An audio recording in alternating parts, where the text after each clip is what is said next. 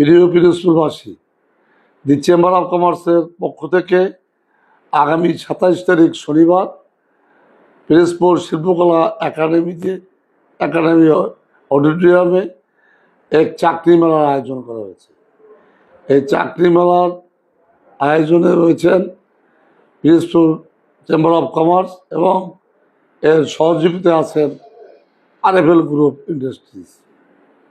অতএব যারা পিরোজপুর জেলার চাকরি করার ইচ্ছা প্রকাশ করছেন তাদেরকে আগামী 27 তারিখ শনিবার সকাল 9 ঘটিকায় পিরোজপুর শিল্পকলা অডিটোরিয়ামে উপস্থিত হয়ে আপনাদের যথাযোগ্য কাগজপত্র দিয়ে সাথে নিয়ে এসে এই চাকরি মেলায় অংশগ্রহণ করার জন্য অনুরোধ করছি।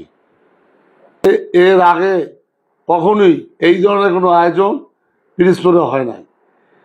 বর্তমান চেম্বার অফ কমার্সের উদ্যোগে এই আয়োজনটি হয়েছে যাতে করে পিরোজপুরের হাজার হাজার বেকার যুবক তারা চাকরি পাচ্ছে না, তারা লেখাপড়া শেষ করে চাকরির জন্য অপেক্ষা আছে কিন্তু চাকরি পাচ্ছে না।